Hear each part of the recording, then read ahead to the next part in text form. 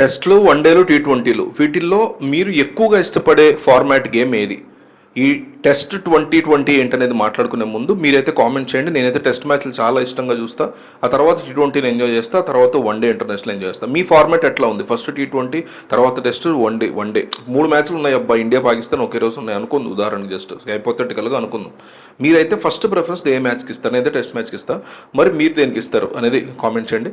So ఈ 2020 test 2020 format, ఈ ఫార్మాట్ని విపరీతంగా హైప్ చేస్తున్నారు. నాకైతే ఎందుకు పెద్దగా నమ్మకం కనిపించట్లేదు వర్కౌట్ అవుద్ది ప్రాక్టికల్ కానీ. ఎందువల్ల ఏంటి దీని ఫార్మాట్ ఏ రకంగా అనేది? అంటే ఆల్రెడీ 3 ఫార్మాట్స్ ఉన్నాయి మనకి, ఓడిఐ, టెస్ట్, టీ20. దీంతో 4th ఫార్మాట్గా ఇది రాబోతుంది. సో ఈ ఫార్మాట్ సంగతి ఏంటి? ఇది 4th ఫార్మాట్ అయ్యేటువంటి సీన్ దీనికి ఉందా? టెస్ట్, టీ20, వన్డే ఫార్మాట్లను దాటి ఈ టెస్ట్ 20 ఫార్మాట్ అంటే quality of both test and టీ20s కలిపి ఇది ప్లాన్ చేసినట్టు తెలుస్తుంది. సో ఒక బ్లెండ్, ఈ రెండు కలిపినటువంటి ఒక మిక్సర్ కైండ్ ఆఫ్ బ్లెండ్ ఇది. సో ఒక మంచి వంటకంగా తయారు చేస్తామని చెప్పి వాళ్ళు అడ్వర్టైజ్ చేసుకుంటున్నారు. అయితే దీని అసలు నిజం ఏంటి అనేది కూడా మనం అబ్జర్వ్ చేయాలి. అంటే ఫస్ట్ అండ్ ఫార్మోస్ట్గా ఈ టెస్ట్ 20 అంటే ఏంటి అనేది మనం చూద్దాం.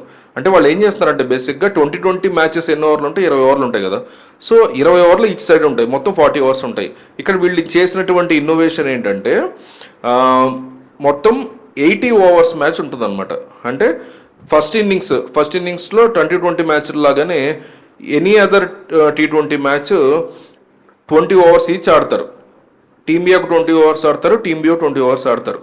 అయితే సెకండ్ ఇన్నింగ్స్ ఉంటుంది దీంట్లో. 2020లోనే కోర్సు క్యారీ ఫార్వర్డ్ అవుతారు టెస్ట్ మ్యాచ్ లాగా. ఫస్ట్ ఎగ్జాంపుల్, టీమ్ ఏ ఫస్ట్ ఓవర్లో 200 రన్స్ చేసింది అనుకోండి, అవతల వాళ్ళు 20 ఓవర్స్ ఆడి 150 చేశారనుకోండి. సెకండ్ ఇన్నింగ్స్లో ఫస్ట్ టీం 200 చేసినటువంటి టీము 150 చేసింది కాబట్టి అవతల టీము. సో సెకండ్ టీం వచ్చేసి 150 చేసినటువంటి టీము 201 చేస్తే వాళ్ళు గెలుస్తారు. సో రెండు స్కోర్లు కూడా కలుపుతారు, రెండు ఇన్నింగ్స్ సంబంధించినటువంటి స్కోరు.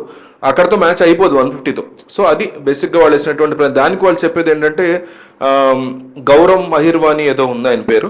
సో అతను ఏదో ఒక మార్కెటింగ్ నెట్వర్క్ సంబంధించినటువంటి హెడ్, ఆయన రూపొందించినటువంటి ఫార్మాట్ ఇదని చెప్తున్నారు. వాళ్ళు చెప్పేది అంటే టెస్ట్ మ్యాచెస్లో ఉండే క్వాలిటీస్, టీ20 క్వాలిటీస్ రెండు కలిపి యూత్కి, జెన్జీ ఎవరైతే ఉన్నారో వాళ్ళకి టెస్ట్ మ్యాచ్లు అంతగా నచ్చట్లేదు కాబట్టి కొత్త ఫార్మాట్తో వాళ్ళని క్రికెట్ వైపు మళ్లించే ప్రయత్నం చేస్తూ యూత్కి కొత్త ఫార్మాట్ ఇద్దాము. దీంట్లో వాళ్ళు ఏమి ఇన్వాల్వ్ చేయాలనుకుంటారంటే ఏజ్ 13 నుంచి 19 ఏళ్ల వయసు పిల్లలతో ఈ గేమ్స్ ఆడిపిద్దాం, చాలా కంట్రీస్లో ఆడిపిద్దాం, ఎక్కువగా క్రికెట్ ఆడని దేశాలతో కూడా ఆడిపిద్దాం అనేది వాళ్ళ ప్లాన్.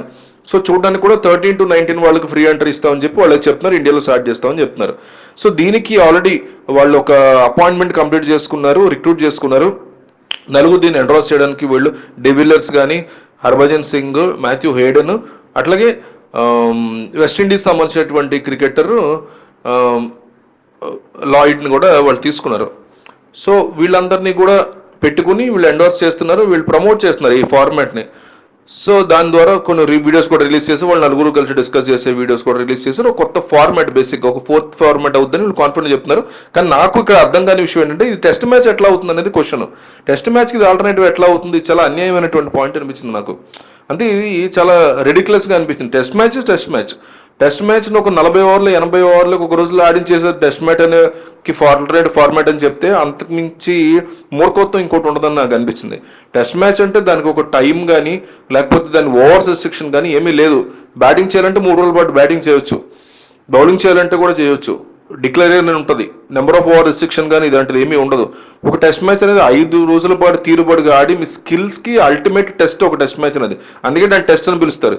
అంతేగాని ఇలాంటి ఒక మిక్స్డ్ ఏదో కిచడీ లాంటి ఫార్మాట్ వేరు, అసలు ఇది వేరు అది వేరు.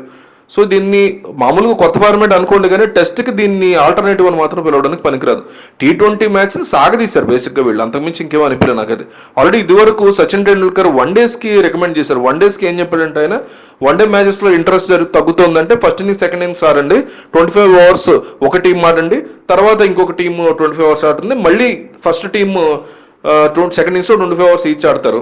సో 4 పార్ట్స్గా డివైడ్ గురించి ఎప్పుడో చెప్పాడు సచిన్ టెండూల్కర్. దాన్ని వీళ్ళు 2020 మ్యాచ్ని సాగదీశారు అంతే. సో ఇలాంటి ఫార్మాట్స్ అనేవి బేసిక్గా సెలబ్రిటీ క్రికెట్ లీగ్ అట్లాంటి వాటిల్లో అప్పుడప్పుడు ప్రయత్నం చేస్తూ ఉంటారు. టీ20 మ్యాచ్లో ఏం చేస్తారంటే 10 ఓవర్స్ చెప్పిన 2 ఇన్నింగ్స్ పెట్టి వాళ్ళు ఆడిచ్చారు. అది చాలా ఆర్టిఫిషియల్గా అనిపించింది, అదేదో హడావుడిగా అయిపోతున్నట్టుగా అనిపించింది. సో అంత ఎఫెక్టివ్గా అనిపించలేదు అప్పట్లో నేను చూసినప్పుడు. సో మ్యాచ్లో ఆ టెంపో ఉండగా, మొమెంటం ఉండగా, పట్టు ఉండాలంటే కంటిన్యూస్ కనీసం 20 ఓవర్స్ ఆడాలి. 10 ఓవర్స్ చేసి మళ్ళీ బ్యాటింగ్ చేసిన వాళ్ళు మళ్ళీ తర్వాత బౌలింగ్ చేయడం, బ్యాటింగ్ కూడా ఎక్కువ మంది రారు, సేమ్ టీమే రిపీట్ అవుతూ ఉంటుంది. సో కాంప్లికేటెడ్గా చాలా హడావుడిగా కలగోరు గంపగా అయిపోయింది అనిపించింది మొత్తం ఈ కాన్సెప్ట్. సో టెస్ట్ మ్యాచ్తో దీన్ని పోల్చడం అనేది చాలా దుర్మార్గం, అన్యాయం. టెస్ట్ మ్యాచ్ అనేది highest form of thing. So అసలు ఇలాంటి ఫార్మాట్స్ని ఐసీసీ యాక్సెప్ట్ చేయదని నేను అనుకున్నాను. First of all any format ఆడాలన్నా ఐసీసీ యాక్సెప్ట్ చేయాలి. లీగ్గా ఆడుతున్నా సరే, ప్రైవేట్ లీగ్ ఆడితే ఎవరికి ఇబ్బంది లేదు, కానీ వీళ్ళు దాని ఏదో పూర్తి ఫార్మాట్గా ప్రమోట్ చేయాలంటే మాత్రం ఐసీసీ యొక్క అప్రూవల్ కావాలి. T10 ఫార్మాట్ కూడా ఆల్రెడీ ఒకటి ఉంది. T10 ఫార్మాట్ ఆల్రెడీ నడుస్తుంది కూడా, దాని మీద లీగ్స్ కూడా నడుస్తూ ఉంటాయి, టోర్నమెంట్స్ నడుతుంటాయి. అబుదాబీలో కూడా చాలా ఫేమస్ లీగ్ ఉంది, T10 లీగ్. దాంట్లో కూడా బట్లర్ లాంటి వాళ్ళు, జాస్ బట్లర్ లాంటి వాళ్ళు, టాప్ ప్లేయర్స్ దాంట్లో కూడా ఆడుతుంటారు T10 లీగ్స్లో కూడా.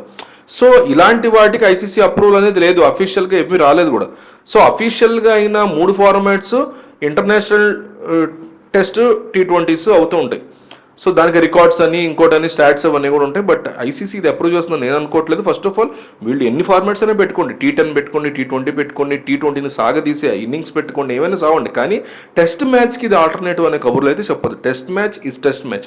జెన్జీ చూడట్లేదు అంటే జెన్జీలో ఒక 30-40% చూడరేమో, వాళ్ళు కూడా క్లియర్గా దీన్ని ఎక్కిస్తే చూసేవాళ్ళు. వాళ్ళు చిన్నప్పటి నుంచి చూడడమే T20sతో స్టార్ట్ అయ్యారు కాబట్టి వాళ్ళు టెస్ట్ మ్యాచ్ ఆబ్వియస్లీ బోర్గా అనిపిస్తుంది. కానీ మేము ODIsతో చూడడం స్టార్ట్ చేసాం చిన్నప్పటి నుంచి. మా నాన్నలు మా అమ్మలు చూసే టెస్ట్ ఫార్మాట్స్ మాకు నెమ్మదిగా ఎక్కాయి. అట్లాగే ఓవర్ ద ఇయర్స్ వాళ్ళకు కూడా ఎక్కుతాయి తప్ప దాన్ని ఏదో ప్రతి దాన్ని కూడా, క్రికెట్ని అదొక వండర్ఫుల్ స్పోర్ట్. క్రికెట్ అనేది, సినిమా అనేది వండర్ఫుల్ ఆర్ట్.